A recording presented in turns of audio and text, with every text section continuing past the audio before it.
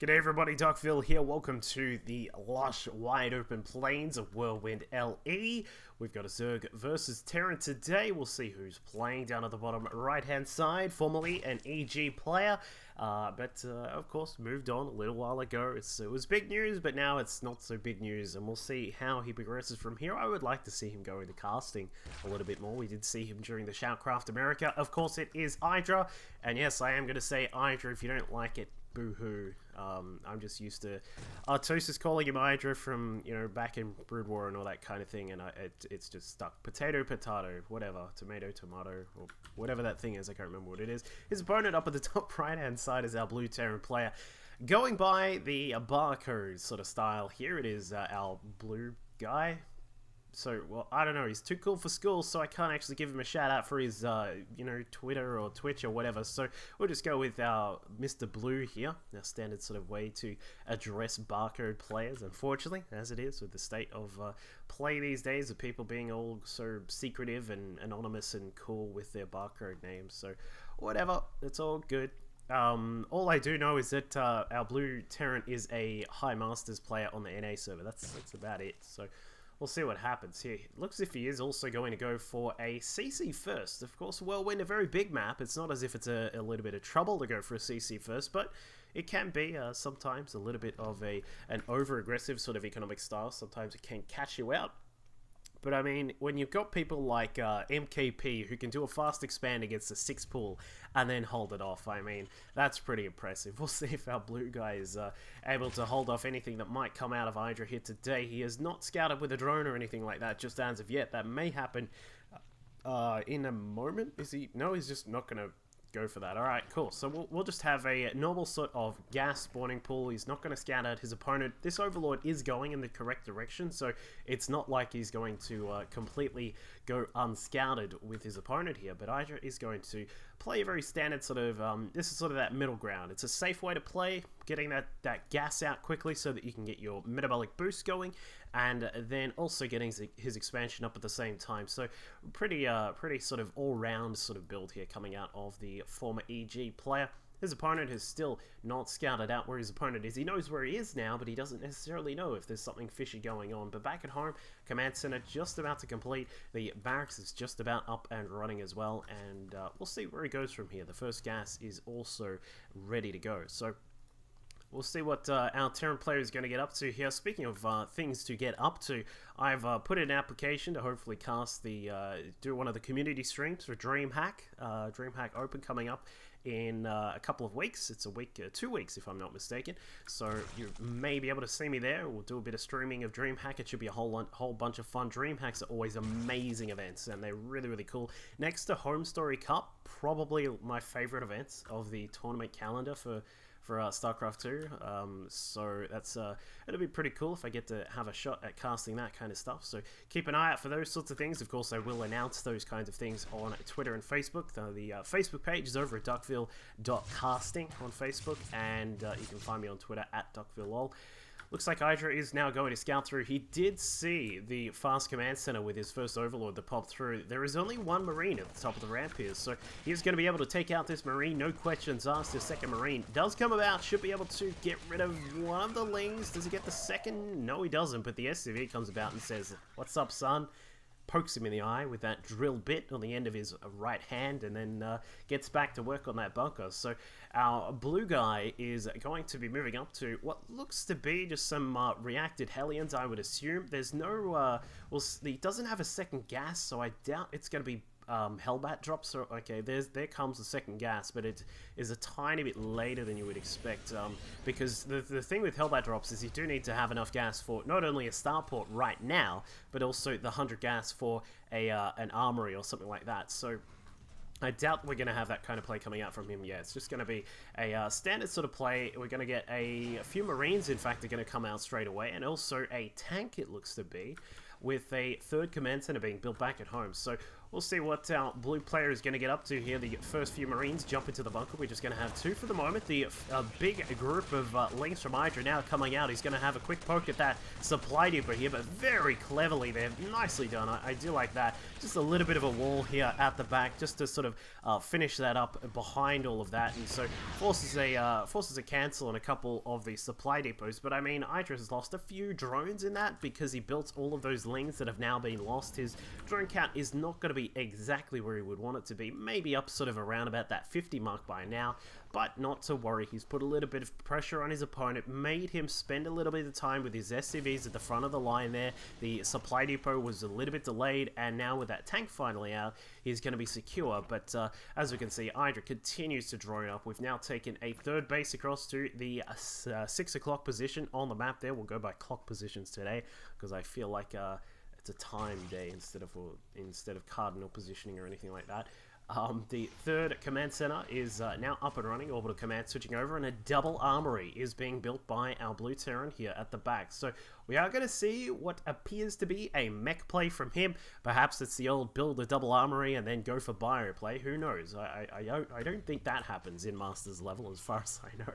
So I doubt that's going to be coming out from our blue player here today. So we'll see the economy boost up quite a little bit. We do need to get a little bit more gas going here in that second geyser inside the main, but he is protected so far with the bunker at the front, a tank there, a few more Marines behind all of that. A Widowmine is also completed. So Hydra's still yet to scout exactly what was going on right now, but he is sending in this first Overlord, just going to float through, slowly float through. He should see everything that is going on. We did see that there are a few more factories on the way. So 4 factories going to be complete in total. Hydra free to drone up continuously at the moment. No pressure at all from our blue Terran. So Hydra is now up to 63 drones with 14 more on the way. So he's going to be in a wonderful economic position right here. We even have a drone moving across to take a 4th base just along the side there. So this is going to be a pretty strong economic basis for Hydra to work himself into this game, and he can make as long as he makes the correct unit-based decisions, he'll be in a very powerful position. Let's talk about mech for a minute here.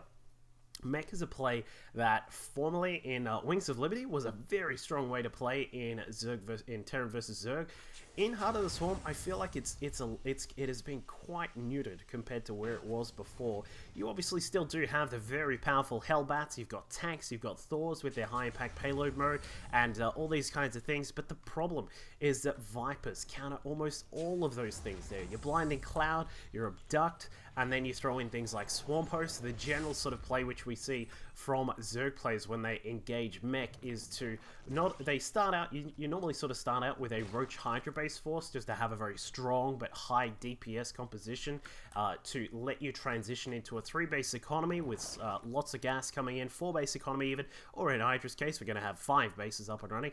But you use that Roach Hydra to just maneuver yourselves, get your upgrades ready to go. You get your upgrades on things like the Infestors all up and running, that Enduring Locust upgrade up and ready to go. Get your creep spread started, then you can start switching into Vipers as well. And we see Hydra, Roach, Viper, and then normally most players will go into a very high Swarm Host count, anywhere upwards of 20.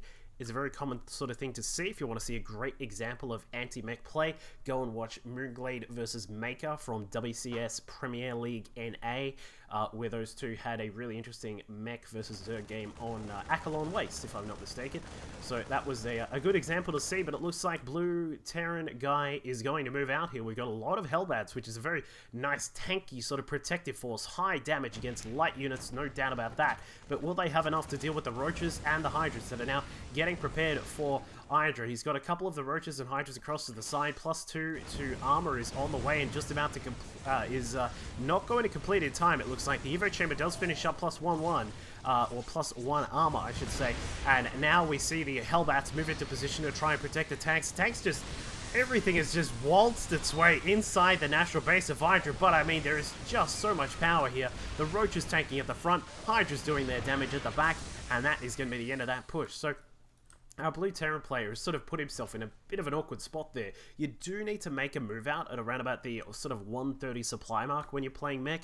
What you want to do is try and intercept a 4th base or even a 3rd base if you can. If you can get rid of some of the drones and take down a hatchery or 2, that could put you in a really nice position, because as many people will say to you when you talk about mech versus Zerg, you really want to get a lot of economic damage done right at the start, whether it be through Hellbat drops right at the start of the game to try and take down some of these drones inside the natural or the main mineral line. You'd need to do something like that, or perhaps just standard sort of Hellion play out of a reacted factory at the start, which is very Wings of Liberty-esque, but you do need to get something done, and especially this 130 supply, sort of the 130, 140 sort of supply needs to get some damage done. So it's pretty important to try and keep those things in mind when you are playing as a Mech Terran against a Zerg player. We can see that Hydra now moving up. His Roaches do have 1-1 on their upgrades, plus 2 to carapace just about to complete, which is really going to help out in this fight. Perhaps could have waited half a second to let that complete before he moved in, but I mean, he is already doing a ridiculous amount of damage. Widowmines are helping out with a little bit of damage, but wow,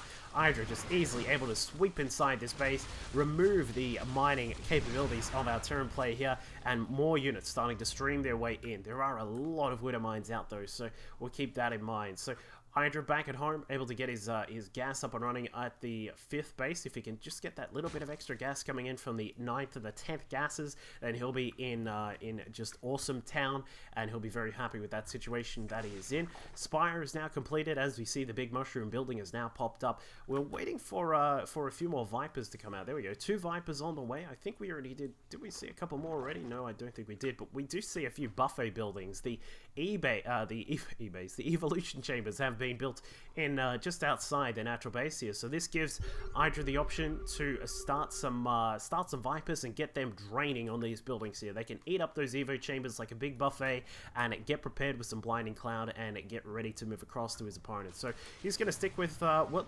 looks to be just a standard sort of Roach Hydra composition for the moment. Going to try and take out some of these Widowmines. Does remove pretty much all of them there very, very easily. The Widowmines taken out by the Roaches, the Overseer helping out with some of that detection. But back at home for our blue player, what's he got back at home? We got a lot of tanks. We got some Widowmines as well, more Widowmines coming out. There are 8 factories back at home. Does he have the capability to support this? He does if he builds the low-cost units, the Widowmines and the Hellbats and Hellions and things like that. He's not going to be able to crank out a large amount of tanks or a large amount of Thors or anything like that, which is why we see 10 Widowmines at a time now coming out from our blue player. He is still also not able to keep up with the upgrades at this point. He has 2-2 done, which is very nice, but generally when you're playing mech, you really want to try and keep those upgrades going so you can put yourself into a position where these tanks do a ridiculous amount of damage, when you've got your Hellbats at the front to tank, Hellions doing run-by attacks on the economy of your opponent, and there is a few really nice Widowmine shots there, getting a little bit of damage done, but not necessarily killing off too much. Hydra keeping an eye on what his opponent is up to, can see all those Widowmines there, and says, all right, well, if you're going to be over in sort of over in this position here, I got to come up this way and attack into the 3rd base. This means that you have to move those Widowmines, exposing the 4th base, and if that happens, well, you know, I may be able to attack in there. So Hydra now getting those Vipers into position here. Blinding Cloud, no doubt going to go down. The tanks now sieging up. Roaches take out one already. The Widowmines actually blasting apart some of the Vipers there. A little bit unfortunate for Hydra that he did lose some of those Vipers, but I mean, he has now yet again destroyed that 3rd base. SCVs are going to go down. In fact, some of the friendly fire shots may hurt some of the SCVs there, but they back off safely for the moment. Meanwhile, back at home, we have so much production capability for Hydra at this point. Vipers continually coming out. Hydra's on the way. Greater Spire getting started. A 2nd Spire is also being built just to get those upgrades going for those air units. And Hydra is going to be in a very strong position right now. 100 drones have now been produced for Hydra out on the map. He's got so many drones at this point. It's a ridiculous amount. And he's just going to start throwing away some of these units, it looks like. I'm not sure if that was the intended usage, but he is going to take out some of the Widowmines. Not a problem for him at all. 7,000 in the bank and almost 1,500 gas. These Vipers, though, not a good position for them. The Dragonflies in the sky go down. Only one left over with 31 health. Roaches and Hydras being taken apart by the planetary fortresses and the Widowmines. So Hydra is forced to back off, but not a problem, he says. 11 Corruptors on the way, and he's going to be able to build up some Broodlords very soon now. With the 5th base economy established, we may even see another hatchery go down to get that 6th hatchery set up down in the bottom left corner of the map. There you go, bam, right on time. So he has been keeping up with his economy, getting his creep spread going quite nicely. Relatively good creep spread for our Zerg player here. He's now continually spreading it across to his opponent's side of the map, almost into that 4th base. And our Blue Terran, what is he going to do up at this point? He does have that ridiculous amount of production, but I mean, is it going to be enough? He's now building up a couple of starports back at home. He has sensed what is going on. Can see sorry, my phone is ringing. Can see that the Great Aspire is done, and he'll be able to prepare for that kind of thing very, very soon. Sorry, just very unprofessional me just trying to fix up my mobile phone because someone was calling while I'm casting. Who does that? Come on. But the Widow Mine's now coming across, going to try and burrow in. It looks like our Blue Terran is just going to try and push across to get some damage done. One thing which is a very big struggle of mech is to get rid of creep. You don't exactly have the most mobile of units. Widow Mines, of course, cannot hit creep tumors. The best you can do is send out a bunch of Hellions. And one thing which I think we have seriously been missing from our Blue Terran player here is Hellion harassment. No drops, no harassment at all. He's got a ridiculous amount of Hellions at this point right now, but I mean, they're sort of protecting these tanks, and it's not really going to do too much. Now with the Broodlords up in the sky, there's a lot of them out on the map right now. We can see that there are 11 Broodlords. There are 11 Roaches on the ground, 11 Hydras. Hydra loves the number 11. He's got 101 drones out. We'll probably see him go up to 111, and well, this is sort of just pretty much a domination point here for Hydra. He's got the Hydras out. He's got the Roaches as well. Going to throw up a few of those drones into static defense here at the 6th base. But I mean, the 5th base, I should say. But I mean, he's just in a very commanding position right now. His upgrades far superior to his opponents.